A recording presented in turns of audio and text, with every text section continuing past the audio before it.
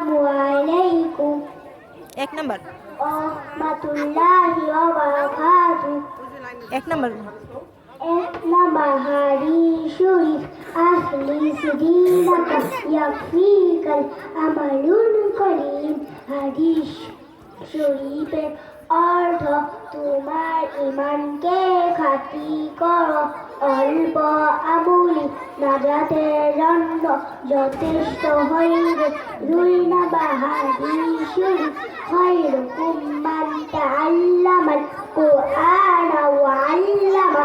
তোমাদের মধ্যে সর্বোত্তম ওই ব্যক্তি যে কুরআন হাদিস শিক্ষা করে এবং শিক্ষা দেয়। তিন নাম্বার হাদিস শরীফ তলাবুল ইলমি ফারিদাতুন আলা কুল্লি মুসলিম।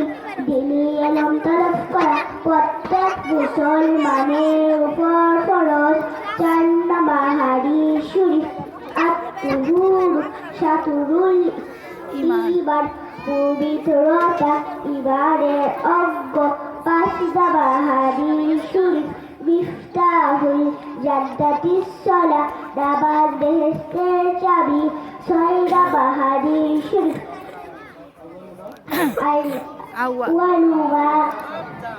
আউয়ালুমা ইউহাসাবু বিহিল আবিদু ইয়াউমাল কিয়ামাতিস সালাহ। কিয়ামতেরই সর্বপ্রথম নামাজের হিসাব হইবে।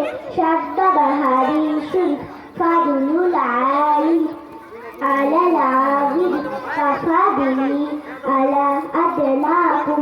সাত নাম্বার হাদিস শরীফের অর্থ সর্বাপেক্ষা ওই ব্যক্তি সুখী হইতে আমার মতবা তত বড়। বেলেম আলেমের চেয়ে একজন খাঁটি আলেমের মতবা তত বড়। মাশাআল্লাহ, খুব সুন্দর হয়েছে।